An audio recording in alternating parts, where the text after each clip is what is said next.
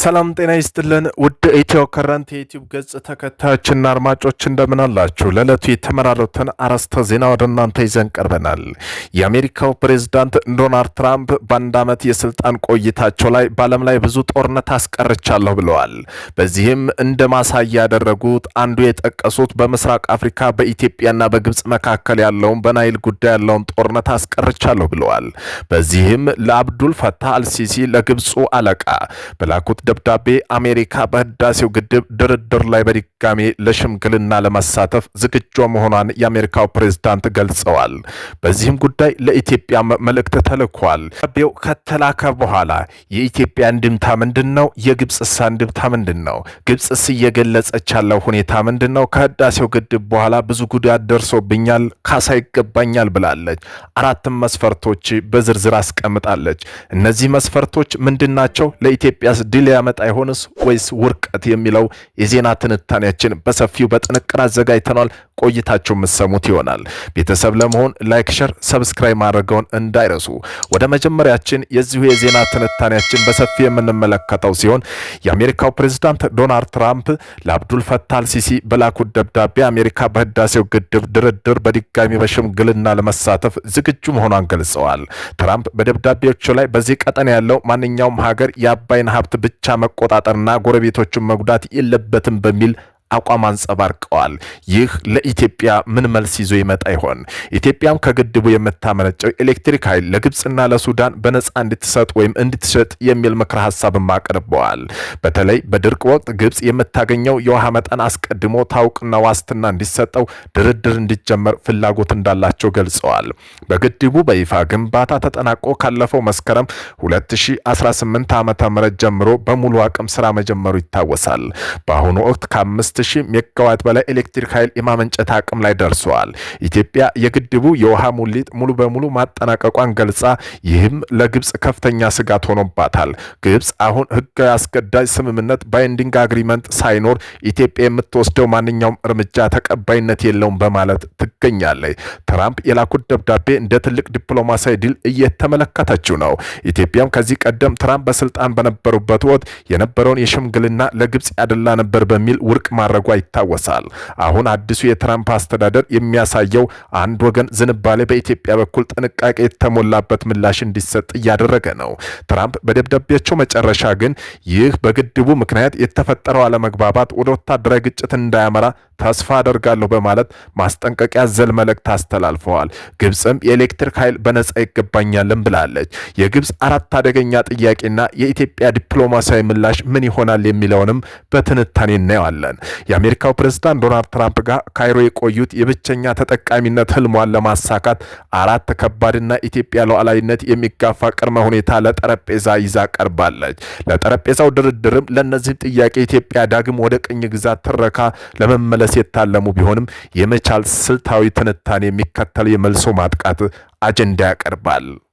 የግብጽ አራት የጠረጴዛ መርዝ ጥያቄና መከላከያዎቹ። አንደኛ የካሳ ጥያቄ። ኢትዮጵያ ለደረሰብኝ ጉዳት የገንዘብ ካሳ ትከፍለኛለች። መከላከያ ካሳ መጠየቅ ያለባት ኢትዮጵያ ናት። ለዘመናት አባይ ያለ አጀንዳ ክፍያ በብቸኝነት መጠቀሟ ግብጽ ላፈራችው ግዙፍ ኢኮኖሚ ለኢትዮጵያ ታሪካዊ ዕዳ ክፍያ ሂስቶሪካዊ ዲቤት ልትከፍል ይገባል። በተጨማሪም ኢትዮጵያ ወንዙ እንዳይደርቅ ለምታደርገው የአፈርና የአካባቢ ጥበቃ ስራ ግብጽ አረንጓዴ ግብርና ግሪን ታክስ እንድትከፍል እንጠይቃለን። በሁለተኛ ደግሞ የነጻ ኃይል ጥያቄ። ኢትዮጵያ ለግብጽ በነጻ ኤሌክትሪክ ኃይል እንድታቀርብና በመሆኑም በመልሱ በዲፕሎማሲያዊ ዓለም ነጻ የሚባል ነገር የለም።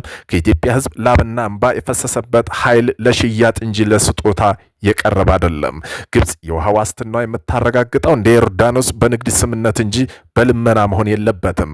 በሶስተኛ የግንባታ እገዳ። ኢትዮጵያ ዳግም በአባይ ላይ ተጨማሪ ግድቦች እንዳትገነባ የሚል መርህም ይዛለች። መከላከያውና ለዚህ መልሱ ሊሆን የሚችለው ይህ ቀጥተኛ የሉዓላዊነት ጥሰት ነው። ኢትዮጵያ የራሷን ተፈጥሮ ሀብት ለልማት የመጠቀም መብቷ ለማንም ፈቃድ ላይ መሰረትም። ግብጽ በበረሃ እንደ ቶሽካን ያሉ ፕሮጀክቶች ስታከናውን ኢትዮጵያን አልጠየቀችም። የኢትዮጵያ የልማት መብት ለድርድር አይቀርብም። በአራተኛ የጋራ አስተዳደር ግብጽ ግድቡን በጋራ ለማስተዳደር ጆይንት ኦፍ ማኔጅመንት ስልጣን ይኑራት የሚል ነው። በመሆኑም የግብጽ አደገኛ አካሄድ ለዚህም ኢትዮጵያ መልስ ለሚሆናትም ግድቡ በኢትዮጵያ ንብረት ነው፣ አስተዳደሩም ኢትዮጵያ ባለሙያዎች ብቻ የሚመራ ነው።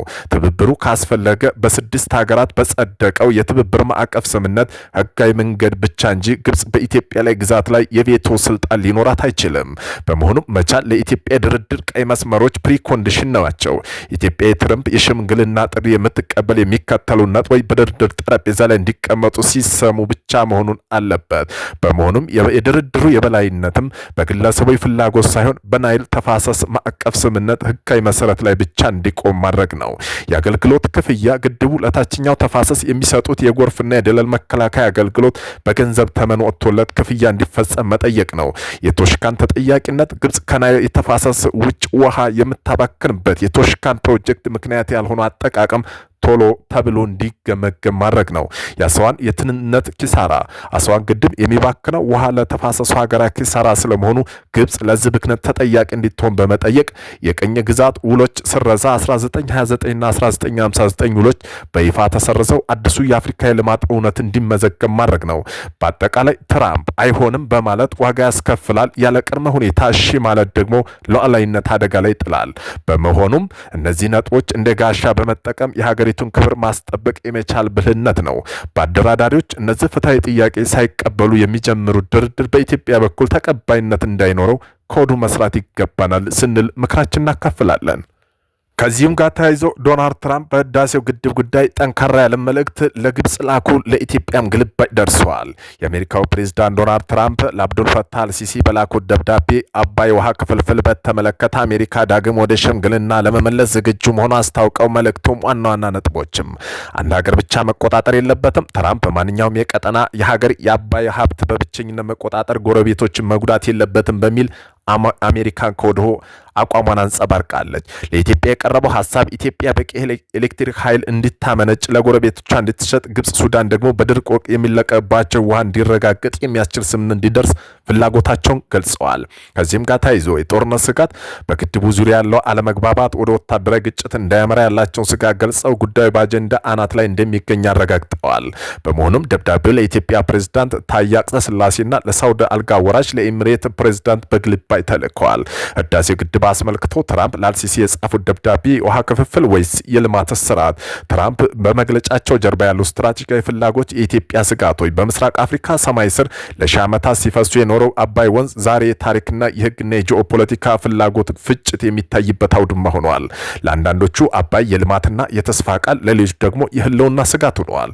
ሰሞኑን የፕሬዝዳንት ዶናልድ ትራምፕ አስተዳደር በኢትዮጵያና በግብጽና በሱዳን መካከል ያለው ውጥረት ለመፍታት ዳግም ፍላጎት ማሳየው ለቀጠናው ሰላም ተስፋ የሚሰጥ ቢመስልም የቀረበው ሀሳብ ግን በኢትዮጵያ በኩል መሰረታዊ የሆኑ ሉዓላዊና የልማት ጥያቄ አስነስተዋል። በመሆኑም የውሃ ክፍፍል ጥያቄና ህግ መርሆች ፍጭት ዙሪያ ሲሆኑ ፕሬዝዳንት ትራምፕ በመግለጫቸው ዋተር ሼሪንግ የውሃ ክፍፍል የሚለው ቃል ሆን ተብሎ ተጠቅመዋል። በዚህም ቃል ዲፕሎማሲያዊ መዝገብ ቃላት ውስጥ ቀላል ቢመስልም በውስጡ ግን ሁለት ተቃራኒ ህግ ጽንሰ ሀሳቦች ያጋጫል። ግብጽና ሱዳን የታሪክ መብትና ቀደምት ተጠቃሚነት በሚሉ መርሆች መመስረት የውሃ ኮታ እንዲቀመጥ ይፈልጋሉ። በአንጻሩ ኢትዮጵያ የምትከተለው ዓለም አቀፋዊ መርህ ፍትሐዊና ምክንያታዊ አጠቃቀም ኢኩዊቴብልና ሪዝኔብል ዩቲላይዜሽን የሚል ነው። ክፍፍል የሚለው ቃል ወደ ኮታ ስለሚመራ ኢትዮጵያ ወደፊት ለግብርና ወይም ለሌላ ልማት ከአባይ ላይ ውሃ እንዳትቀዳጇል ሊያስር ይችላል የሚለው ስጋት አለ። ይህ ስጋት ደግሞ ኢትዮጵያ መጪው ትውልድ የልማት እድሉ የሚወስን በመሆኑ ጉዳዩን ልብ አንጠልጣይ ያደርገዋል። አሜሪካ ሚና በአደራዳሪነት ወይስ በገለልተኛነት? አሜሪካ የበላይ ተመልካች አስተባባሪና ተቆጣጣሪ ሆና ለመግባት ያሳየችው ፍላጎት በሁለት መንገድ ሊታይ ይችላል። በአዎንታዊ ጎኑ አሜሪካ ተጽዕኖ በሀገር ወደ ግጭት እንዳይገቡና የቴክኒክ ድጋፎች እንዲመቻቹ ሊረዳ ይችላል። ይሁን እንጂ ፕሬዝዳንት ለግብጽ ህዝብ ደህንነት ካለን ቁርጠኝነት በማለት መነሳታቸው በኢትዮጵያ በኩል ገለልተኛ ዳኛ የመሆን ብቃቷን ጥያቄ ውስጥ እንዲወርቅ አድርጎታል። በኢትዮጵያ በአድዋና በሌሎች የታሪክ አጋጣሚ ያስጠበቀችው ነጻነቷን አሁን በዲፕሎማሲያዊ ሞግዚትነት ሊሸረሸር አይገባ በሚል ጽኑ አቋም አላት። በሽምግልና ከአፍሪካ ህብረት ጥራ ስር ወጥቶ ወደ ዋሽንግተን በመሄዱ ኢትዮጵያ በዓለም አቀፍ ጫና ስር እንድትወርቅና ሉዓላዊ ውሳኔ አሳልፋ እንድትሰጥ ሊያደርጋት ይችላል የሚለው ስጋት በትንታኔ ውስጥ ጎልቷል። በዚህም የድርቅ ወቅትም አስተዳደር ምን ይመስላል? በትራምፕ መግለጫ ውስጥ በድርቅ ወቅት የውሃ ልቀት ማረጋገጥ በሚለው ነጥብ ትልቁ የቴክኒክ ልዩነት ያለበት ቦታ ነው። ይህ ነጥብ ለግብጽ ህልውና ዋስትና ሲሆን ለኢትዮጵያ ደግሞ የኢነርጂ ዋስትና ስጋት ነው። ተፈጥሯዊ ድርቅ በሚከሰትበት ወቅት በግድብ ውስጥ ያለው የውሃ መጠን ይቀንሳል። በዚያን ጊዜ ኢትዮጵያ ለግብጽ ውሃ ልቀቅ ተብላ ከተገደደች ግብጽ ኤሌክትሪክ ማመንጨት ሊያቆም ይችላል። ይህ ማለት ኢትዮጵያ በቢሊዮን የሚቆጠሩ ዶላር አውጥታ የገነባችው ግድብ በድርቅ ወቅት ለራሷ ሳይሆን ለታችኛው ሀገራት ብቻ አገልግሎት ይሰጣል ማለት ነው። ኤሌክትሪክ በነጻ ወይም ዝቅተኛ ዋጋ ለግብጽ መስጠት የሚለው ሀሳብ የሀገሪቱ ኢንዱስትሪ ሽግግርና ኢኮኖሚ ተጠቃሚነት አደጋ ሊጥል እንደሚችል ኢኮኖሚ አጣብቂ ነው። የቀጠናው ሰላምና የጦርነት ስጋት ትርክት ደብዳቤ በማጠቃለያ ላይ ወታደራዊ ግጭት ማንሳቱ በጉዳይ ምን ያህል አሳሳቢ እንደሆነ ለማሳየት ቢሆንም በሌላ በኩል ግን በሀገሪቱ መካከል ያለው የመተማመን መንፈስ ሊሸረሽር ይችላል። አሜሪካ ጦርነትን እንደ አማራጭ ማንሳቷ አንድ ወገን ሌላው እንዳስፈራራ በር ሊከፍት ይችላል የሚል ስጋት አለ። በተለይ በጉዳይ ላይ ሳውዲ አረቢያና አረብ ኤምሬት መሪው ግልባጭ ማድረጉ የአባይ ጉዳይ በአፍሪካ ወጥቶ በመካከለኛው ምስራቅ ፖለቲካ ተጽዕኖ ወሰር ፍላጎት መኖሩን ያሳያል። ይህ ደግሞ ኢትዮጵያ ከአፍሪካ ወንድሞቿ የመነጠልና በብቸኝነት እንድትደራደር የማድረግ ስልታዊ ጫና ነው ተብሏል። ሚዛናዊ መውጫና መንገዶች ኢትዮጵያ አቋም አሜሪካ ተሳትፎ ውጤታማ ሊሆን የሚችለው ኢትዮጵያ የልማት ፍላጎቷን ግብጽ የህልውና ስጋት በእኩል ሚዛን ማየት ሊሆን ይችላል። ለዚህም የሚከተሉ ነጥቦች እንደ መፍትሄ ይነሳሉ። በአፍሪካ መፍትሄ የበላይነት ድርድር አፍሪካ ህብረት መሪነት ቀጥሎ አሜሪካና ሌሎች አካላት በታዛቢና በቴክኒክ ጉዳይ ቢሳተፉ ይበልጥ ተቀባይነት ይኖረዋል።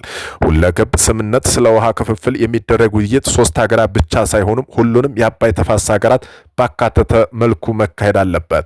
የጋራ ተጠቃሚነት ወይን ሶሉሽን ትኩረትም የፖለቲካ ጫና ወጥቶ ድርቅ በጋራ ለመቋቋም የሚያስችል ሳይንሳዊና ቴክኒካዊ ስምምነት ላይ ማተኮር ይኖርበታል። ማጠቃላይ ኢትዮጵያ ቀይ መስመር ይህም የአሜሪካ መግለጫ ለኢትዮጵያ የሰላም ጥሪ ቢመስልም በጥንቃቄ ካልተያዘ ግን የልማት እድሏን በሚገድብ ዲፕሎማሲያዊ ጫና ሊሆን ይችላል።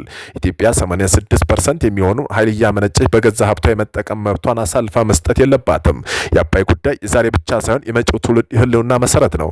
በመሆኑም ኢትዮጵያ ህዝባዊ አንድነት በዲፕሎማሲያዊ ብልሃት ይህንን ጫና መቋቋም ይኖርበታል።